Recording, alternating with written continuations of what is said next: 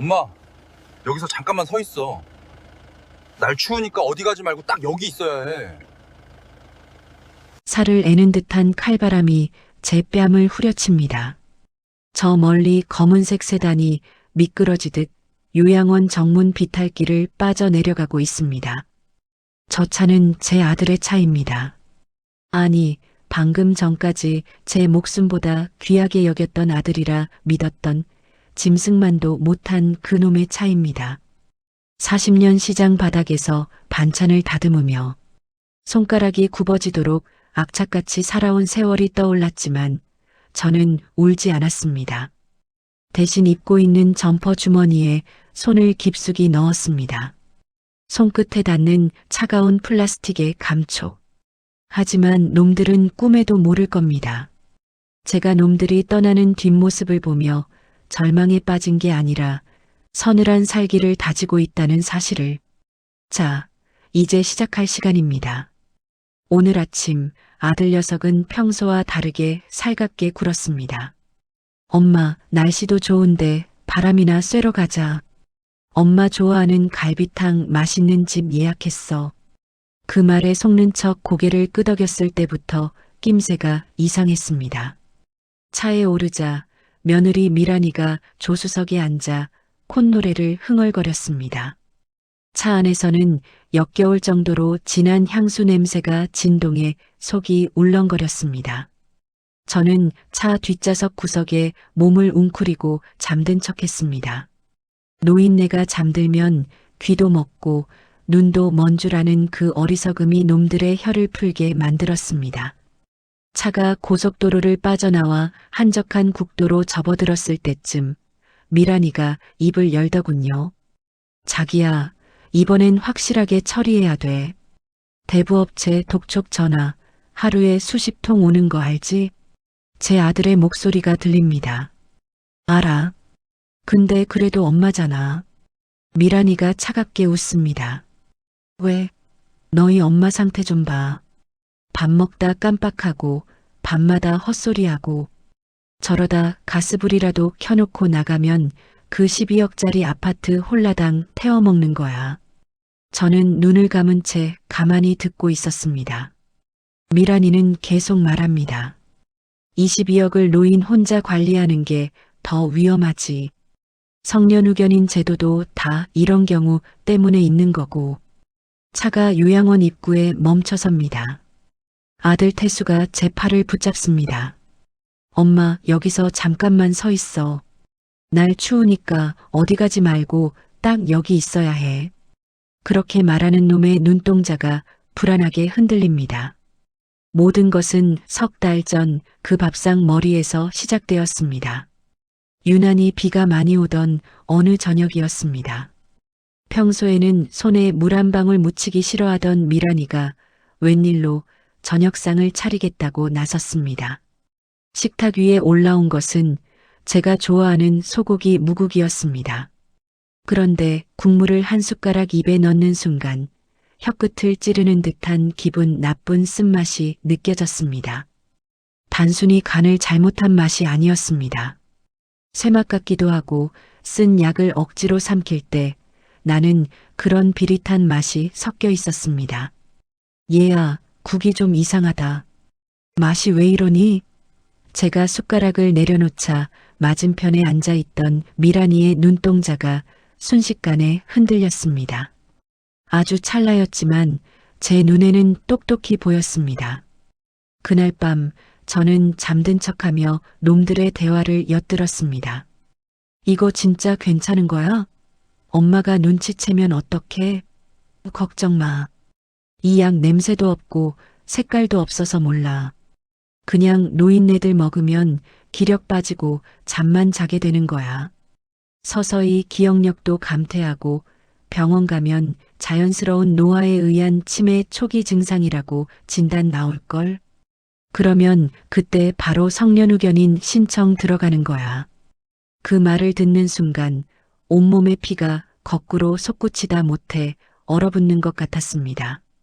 배 아파 낳은 자식과 며느리란 작자가 멀쩡한 저를 식물인간으로 만들어 재산을 가로채려 하고 있었습니다. 다음 날부터 저는 전쟁을 시작했습니다. 겉으로는 아무것도 모르는 척 밥상 앞에서는 웃으며 숟가락을 들었습니다. 하지만 국물은 입안에 머금고 있다가 화장실에 가서 뱉어내거나 놈들이 안 볼 때 베란다 화분에 부어버렸죠. 거실 구석에 놓인 커다란 고무나무 화분. 제가 몰래 국물을 부어주었던 그 고무나무는 일주일도 안 되어 잎이 누렇게 뜨고 말라 비틀어져 죽어버렸습니다. 식물도 죽이는 도굴놈들은 제 어미에게 먹이고 있었던 겁니다. 죽어가는 나무를 보며 저는 생각했습니다. 내가 죽느니 차라리 너희를 죽이겠다고. 그렇게 증거를 모으고 놈들을 방심하게 만들기 위해 일부러 치매 연기를 시작했습니다. 밥을 태우고 외출했다가 길을 잃은 척하고 TV 리모컨 사용법을 못 찾는 척했습니다. 미란이는 점점 노골적으로 변했습니다. 어머니도 느끼셨죠? 이제 혼자 계시면 위험해요. 요양원 가셔야 해요. 아파트 명의는 미리 저희 앞으로 넘기는 게 좋을 것 같아요. 증여세 공제 한도 활용하면 절세 효과 극대화되거든요.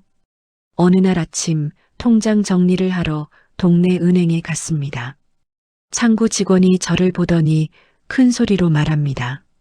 어르신, 여기 사인하셔야 돼요. 여기요.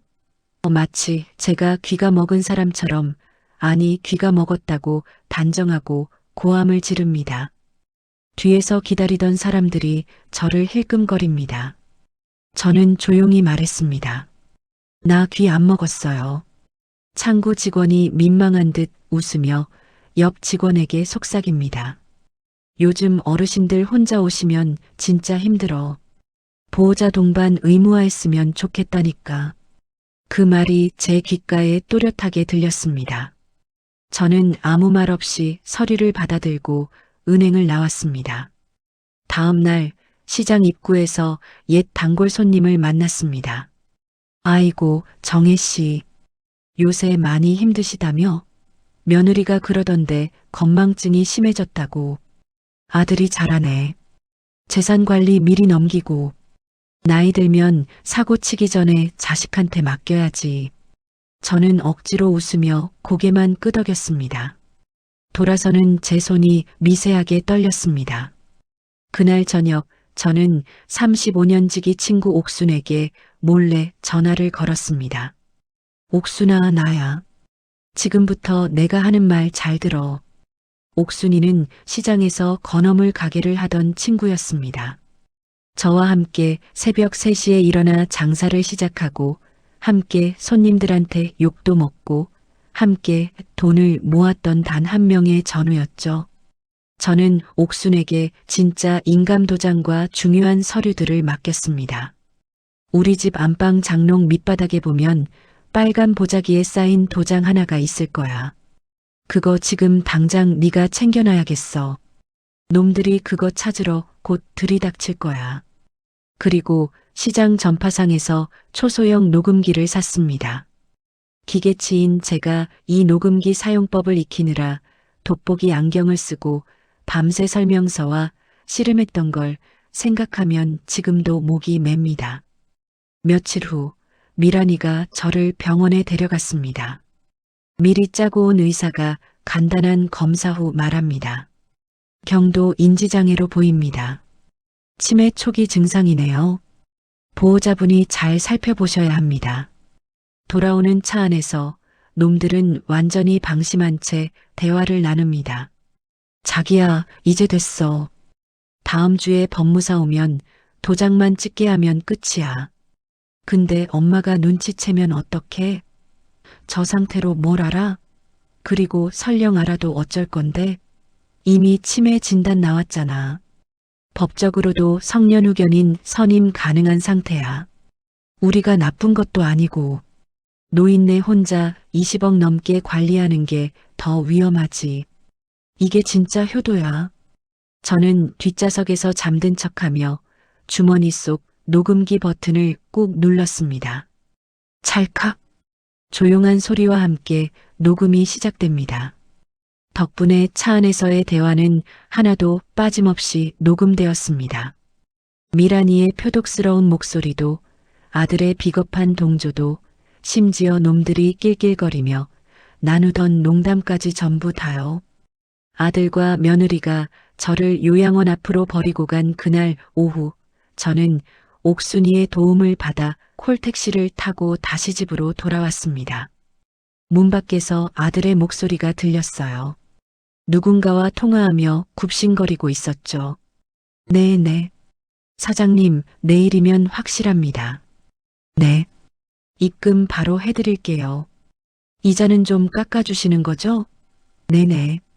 도장만 찍으면 바로 처분해서 보내드릴게요. 통화를 끊는 태수가 미란을 보며 킬킬거렸습니다.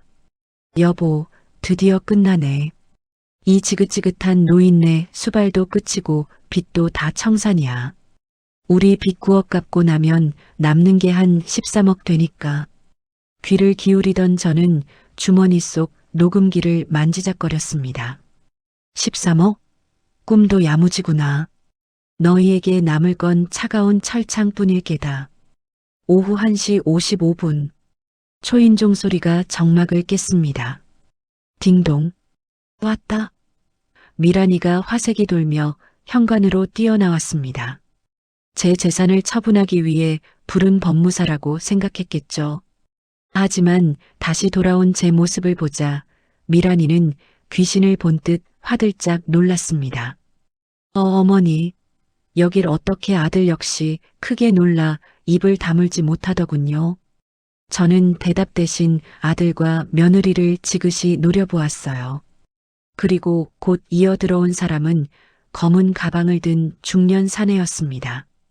법무사 사무장이라는 그 남자는 거실 탁자 위에 서류 뭉치를 펼쳐놓았습니다.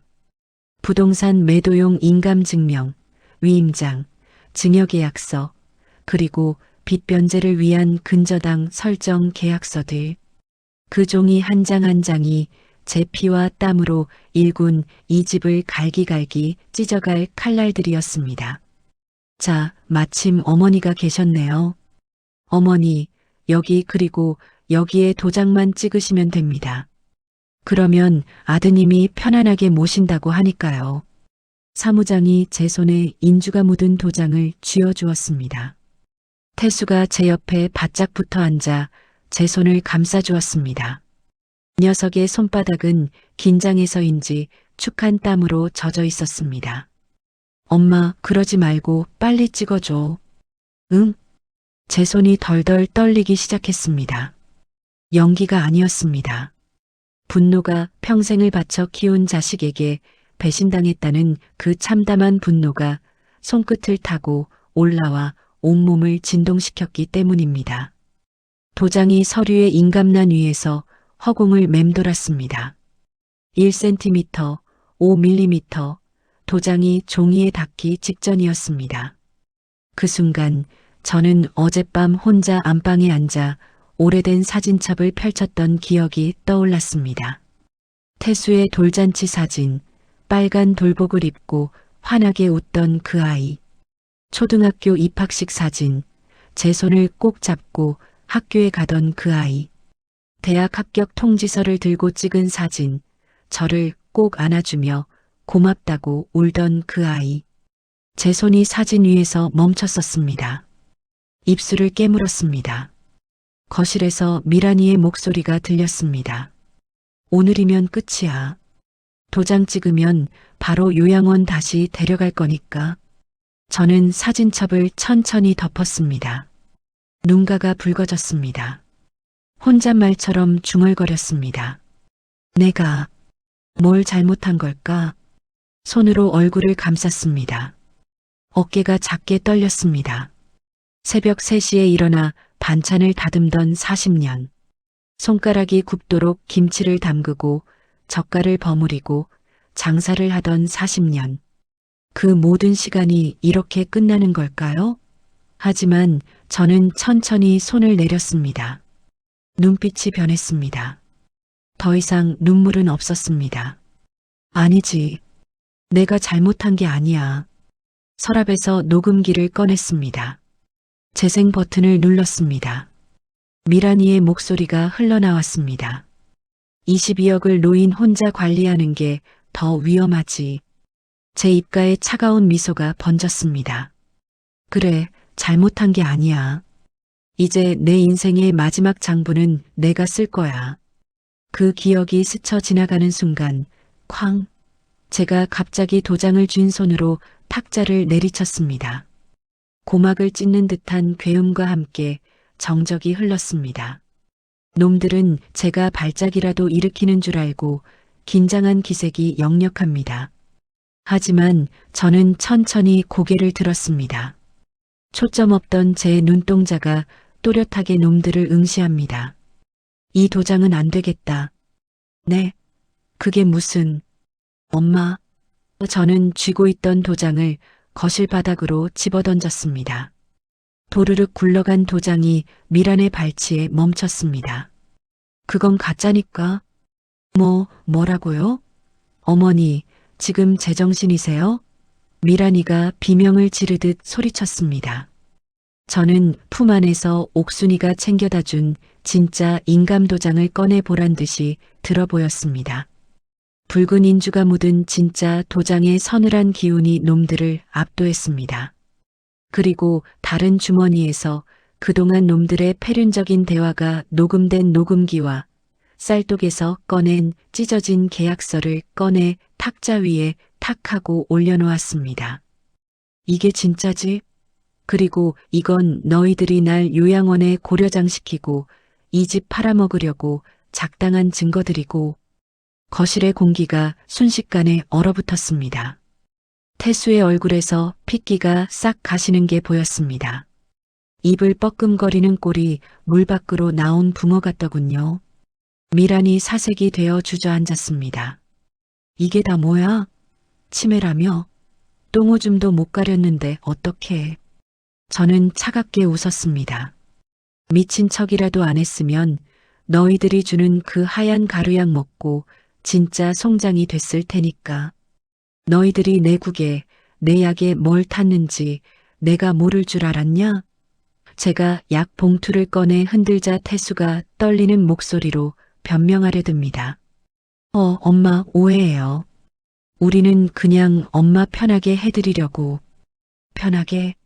그래, 요양원 정문 앞에 70 넘은 늙은이를 짐짝처럼 버리고 오는 게 편하게 해주는 거냐? 저는 탁자 위에 물컵을 들어 태수의 얼굴에 끼얹었습니다. 차악하는 소리와 함께 태수가 비명도 지르지 못하고 물을 뒤집었습니다. 정신 차려라, 이놈아. 네가 사람이면 네 애미가 내니 똥기저귀 갈아 키운 세월을 이렇게 갚으면 안 되는 거야. 그때 현관 밖에서 요란한 사이렌 소리가 들려왔습니다. 그리고 거친 발소리와 함께 현관문이 쾅쾅 울렸습니다. 경찰입니다. 문 여세요. 제가 미리 옥순에게 부탁해둔 경찰이 도착한 것입니다. 동시에 계단 쪽에서는 웅성거리는 남자들의 고함도 들려왔습니다. 박태수, 오늘까지라며 9억 어디 있어? 놈들이 돈을 빌려 쓴 사채업자들이 냄새를 맡고 몰려온 모양이었습니다. 경찰보다 빚쟁이가 더 무서운 법이지요. 엄마. 경찰. 엄마가 신고했어? 나 감옥 가기 싫어. 엄마, 제발. 태수가 제 바지가랑이를 붙잡고 늘어집니다. 조금 전까지 저를 정신병원에 처박으려던 놈이 이제는 살려달라며 눈물 콧물을 흘리는 꼴이라니. 그 비굴한 모습에 남아있던 일말의 모정마저 싸늘하게 식어버렸습니다. 저는 놈의 손을 발로 툭 차버렸습니다. 이거나. 내 아들은 그 눈 오는 날 요양원 앞에서 죽었다. 여기 있는 건 내 돈 뜯어먹으려는 사기꾼일 뿐이야. 저는 매정하게 고개를 돌렸습니다. 곧이어 경찰들이 들이닥쳤고 뒤이어 험상궂은 사채업자들까지 현관을 밀고 들어왔습니다. 집안은 순식간에 아수라장이 되었습니다. 경찰관이 미란의 팔을 꺾어 수갑을 채웠습니다. 철커덕. 그 차가운 쇠소리가 제 귀에는 그 어떤 교향곡보다 아름답게 들렸습니다. 태수는 경찰에게 끌려가면서도 저를 향해 울부짖었습니다. 엄마, 내가 잘못했어. 한 번만 봐줘. 엄마, 나 엄마 아들이잖아. 저는 끌려가는 아들의 눈을 똑바로 쳐다보며 마지막 한마디를 던졌습니다. 그래, 넌 내 아들이었다. 그래서 내가 직접 벌을 주는 거야. 가서 죗값 치르고 사람이 돼서 나와라. 석 달이 흘렀습니다. 봄이 완연해진 아파트 베란다에는 제가 다시 심은 철쭉이 붉은 꽃망울을 터뜨렸습니다. 놈들의 재판은 순조롭게 진행 중입니다. 제가 제출한 녹음 파일과 약물 검사 결과는 빼도 박도 못할 증거가 되어 놈들에게 존속살인 미수죄로 중형이 내려질 거라고 변호사가 전해주더군요. 딩동. 경쾌한 초인종 소리에 저는 미소를 머금고 현관으로 나갔습니다. 옥순이가 김이 모락모락 나는 송편 접시를 들고 환히 웃습니다. 어서 와라, 옥순아. 안 그래도 커피물 올려놨다. 우리는 베란다 창가에 마주 앉았습니다. 따뜻한 햇살이 우리 두 늙은이의 어깨를 감싸 안았습니다. 70평생 저는 누군가의 딸이었고 아내였고 엄마였습니다. 하지만 그 끝이 비참한 배신일 줄은 꿈에도 몰랐습니다. 그러나 후회하지 않습니다. 그 배신 덕분에 저는 깨달았으니까요. 나를 지킬 수 있는 건 오직 나 자신뿐이라는 것을. 여러분도 잊지 마세요. 내 인생의 주인공은 바로 나 자신이라는 걸. 그리고 늦었다고 생각할 때가 진짜 내 인생을 되찾을 가장 빠른 때라는 것을 말입니다. 저는 지금 제 인생에서 가장 찬란한 봄을 맞이하고 있으니까요. 이 따뜻한 커피 한 잔의 여유를 그 누구에게도 뺏기지 않을 겁니다. 절대로요. 저는 탁자 위에 놓인 새 장부를 펼칩니다. 장부 첫 페이지에 적힌 글씨. 박정혜의 제2인생 1일차